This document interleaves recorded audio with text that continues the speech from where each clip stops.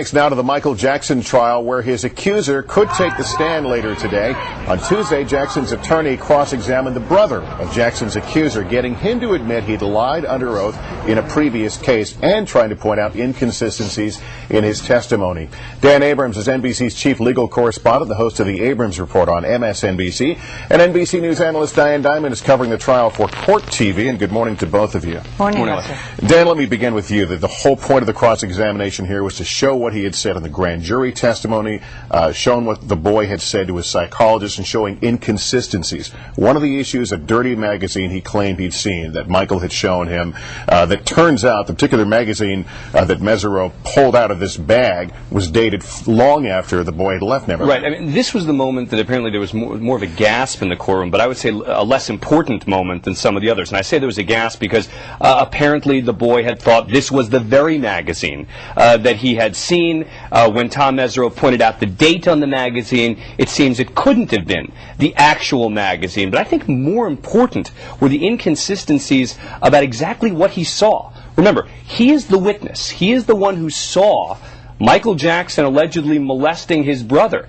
And yet, on different occasions, he described what he saw quite differently, and Tom Mesereau pointed that out. There was also the question raised what he saw in the bedroom. There was apparently an alarm or a chime that would sound when you would enter the doorway of Michael's bedroom. So the question is, didn't that go off? Right, and the defense is saying, so what, Michael Jackson didn't hear this alarm go off and just continued to molest this sleeping boy while someone else walks in? The prosecutors and the boy say, well, if one of the doors are closed, you may not be able to actually hear that alarm, so it's not that big a deal. But Diane, does this overcome the root of this boy's testimony to what he witnessed? As someone else explained once, either this happened or it didn't.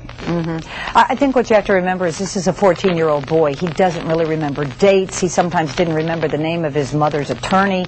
But at the end of the day, when he left the stand, and I was in that courtroom, I can't say that he left the stand with a lack of credibility on the big issues about what he saw, whether the exact clothing description during the act of molestation matched or not from a statement he made a long time ago. I didn't think that was the point. The point was he talked about pornography Michael showed him allegedly, about the liquor allegedly given to them, about all sorts of things, even threats.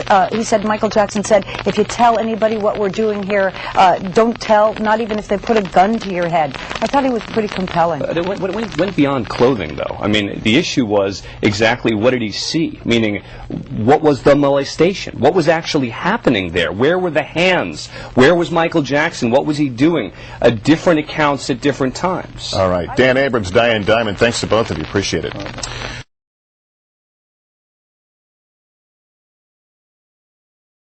Much on Close Up this morning, a tough day for the prosecution in the Michael Jackson child molestation trial.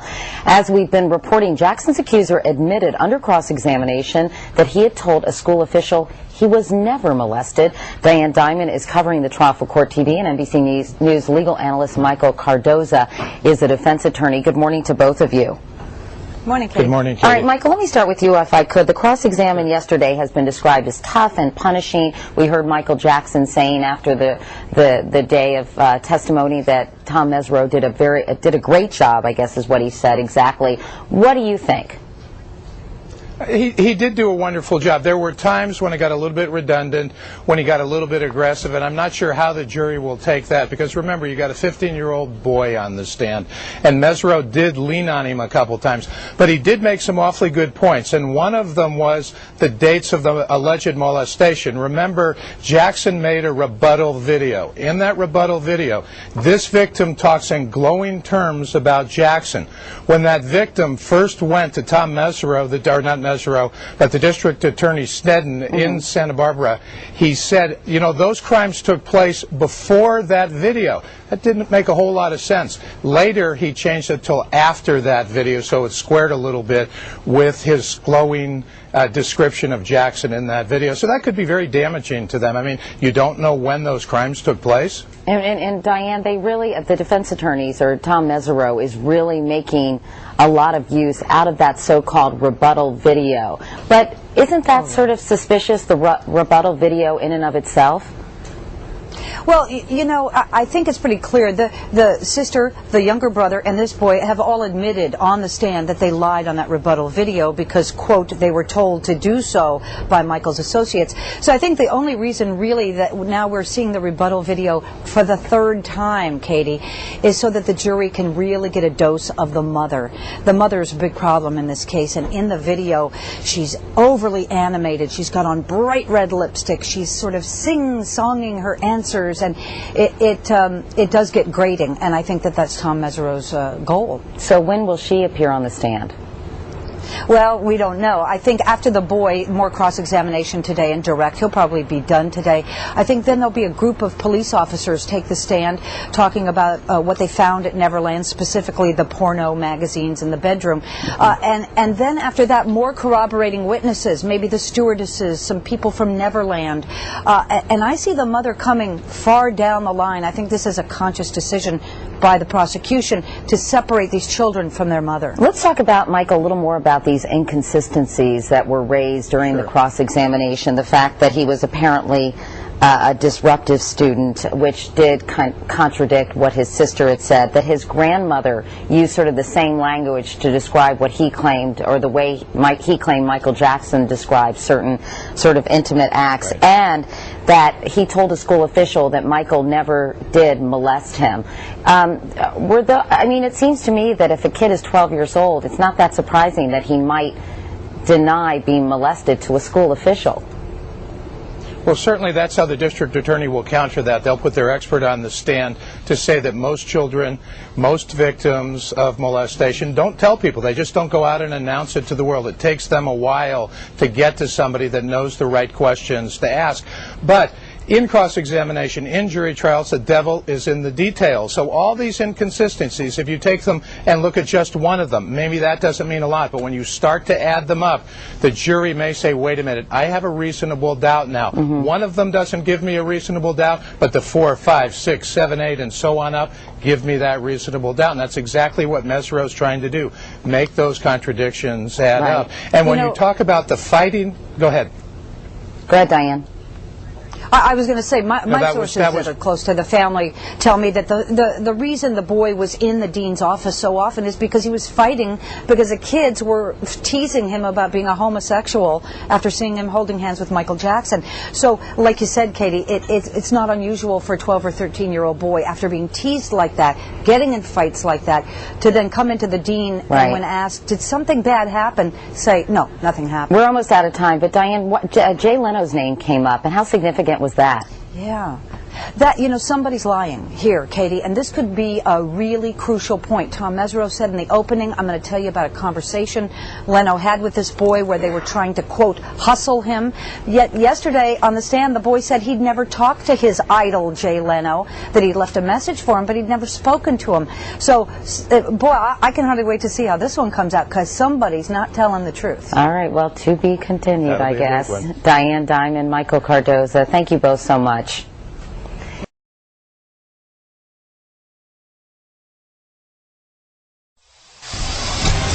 We are back. In the words of an old Michael Jackson hit, the girl is mine. Debbie Rowe, Jackson's ex-wife and mother of his 2 children, supposed to be a witness for the prosecution, but she stood by her man for a second day in his trial, telling the jury Jackson's a great person and a great father, and tearfully describing her feelings towards her ex, saying, there's different Michaels. There's like my Michael and the Michael that everyone else sees. Now Jackson's attorney, Tom Mesereau, had started today by asking the judge to strike Rowe's testimony from the record, but as the day wore on, he changed his mind.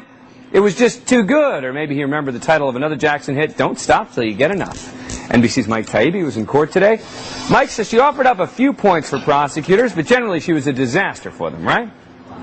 I think all the analysts and observers who've been following this case, Dan, reached the same conclusion at the end of the day.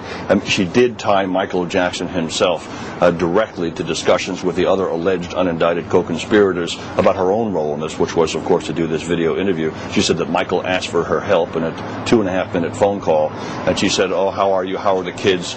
I want to see them. When this is all over, when it all shakes out, can I see them? And he said yes. So that would be the promise that was given in exchange for her cooperation in doing this interview, but she reiterated in as strong and unequivocal language as possible that this was not a rehearsed or scripted interview. She didn't even want to see the questions list. As you know, we had an exclusive look at the entire transcript for the interview that she gave, and while she says it was probably an edited down version or a cleaned up version from a marathon day of being interviewed, it's about a 3-hour tape from what we understand from what was said in court, she never veered from that, and she was uniformly supportive of Michael in her comments in the interview and in her testimony on the stand today. And so, Mike, and I'm going to quote here for a minute, because this is what the DA, Tom Sneddon, promises, number one, in his opening statement. Roe will tell you their interview was also scripted, only a little bit different from the accuser's family, because they took her upstairs and did a complete rehearsal before they ever brought her down to be interviewed. And when she's going to do the interview, when they didn't like her answers, they would stop the tape and they would tell her how to answer it. Well, here's what her testimony said. At some point in time, did you look at a script? Nope. Mr. Drew had questions. I assumed there were questions. He had a number of pages and asked if I wanted to see them. And I said no. You know, Mike, Stacey Brown, who's sitting here with me, asked a question. He said, was there ever a point in court where the prosecutor said, didn't you tell us in an interview something different? You know, there wasn't a time in court, Stacey and Dan, when that happened, and we half expected that it did. After yesterday's 22-minute appearance on the stand, when she first said that she'd never rehearsed anything, wouldn't look at a script, wouldn't look at any question, that there was no script, we wondered overnight. I mean, there has to be something. The prosecutors wouldn't walk into court with a witness who was saying something totally opposite from what she'd said before, if in fact she'd said it. And if she changed her story on the stand, you impeach her to save your own credibility. That didn't happen. So, and I'd asked some sources, too, whether or not in the prior pre-interview with prosecutors and a sheriff's investigator, she had made a specific promise to say that it was scripted, and the sources said no, we didn't say anything like that, but they didn't know what would happen today, and then it did. You got to wonder whether she just snookered the prosecutors here. All right, Mike, well, real quick, yeah. Yeah. I mean, she was important. Let's not forget this, because she was supposed to shore up the testimony of the accuser's mother, who said that she, too, was coerced into doing an interview. In her case, a fear of death threats from Jackson's people, the killers, she kept saying, even a threat to disappear her children by hot air balloon. This was a witness who needed shoring up, and Debbie Rowe, if she would have testified that she, too, was coerced, albeit in a different way, would have been an impeccable witness for the prosecution, and a really important one for this jury to have heard. All right, Mike, stick around. Joining me now, Court TV's Chief Investigative Editor, NBC News Analyst Diane Dimond, who was also in court, Criminal Defense Attorney Daniel Horowitz, and Civil Rights Attorney Gloria Allred, who represented Jackson's 1993 accuser, and she was in court today as well. We're also joined here by Jackson family friend, sometimes they're mad at you, Stacey Brown, who actually had to testify for the prosecution. He's also an MSNBC analyst. All right. Diane, you know, I heard you earlier saying that you didn't think it was quite as disastrous as many of us perceived it to be.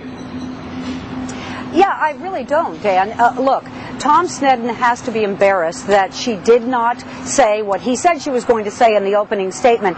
But you and I and Mike Taibbi and all the rest, we have the luxury of looking back at the opening statement and saying, ooh, look at this.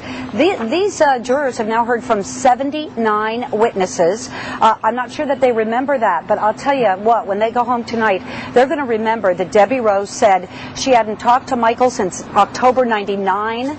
They had a 2.5-minute conversation. She was delighted to help him out, even though she hadn't seen her children in years. And when they did have visitation, she got 8 hours every 45 days. Now, the makeup of this jury, I think, is very important. It doesn't matter what we think or any of the other pundits think. It matters what their mindset is. And of the 12 main jurors, 8 of them are parents. And many of them are women. Most of them are women. There are 8 women, 4 men. So they may be asking, why would a woman give away her children for money? Absolutely, absolutely. And they may also be asking, well, wow, how does Michael Jackson get all these women to do these things? Got the mother, got Debbie Rowe, you know, is he that manipulative? And Tom Mesereau did a fabulous job today getting Debbie Rowe to say, it wasn't Michael, it was all these terrible men around him. But on redirect, they said, well, wait a minute, have you ever been around Michael and all of these terrible men? Well, no. She said she had to admit that she hadn't. She'd only overheard one 2.5-minute telephone conversation with Michael and one unindicted co-conspirator. So I just don't think it was a complete disaster, and I don't agree that all the pundits think that. All right. Well, Gloria, I got to tell you, I mean, the way we're talking about it, though, we're talking about it as if she were a witness for the defense, and then we're pointing out some potential holes in her testimony. I mean, that's to me the way that this all sounds. The bottom line is we're saying, well, you know, it wasn't all good for the defense, but on balance, you know, I don't think there's any other way to look at it. You've got a witness coming on the stand who likes Michael Jackson, who says he's a good father, and you can try and read through the lines and say, well, there was this little point which might have been good and this one. Bottom line, though, on the whole, bad witness for the prosecutors. Well, you could also look at it, Dan, as Michael Jackson, the master manipulator, kind of like a puppeteer. You never really see the puppeteer behind the scenes, but you see people pulling strings. Somehow the puppets are going. And the reason I say that is because she testified that she participated in the rebuttal video after a conversation, 2.5-minute conversation with Michael Jackson, which she expressed an interest in visiting with her children. And she obviously believed that if she participated in this video, she was going to get to see her children, whom she hasn't seen for so many years. And guess what? She never has been able to visit with her children. She's got her parental rights restored. She's litigating it, but he has still not allowed her to visit with the children. It might be that some of the parents on the jury that Diane was just talking about are thinking, what kind of father won't let the mother of his children? What do you mean? What kind of mother? What kind of mother? There's no mother in Wait, what kind of mother says, I asked the kids not to call me mommy?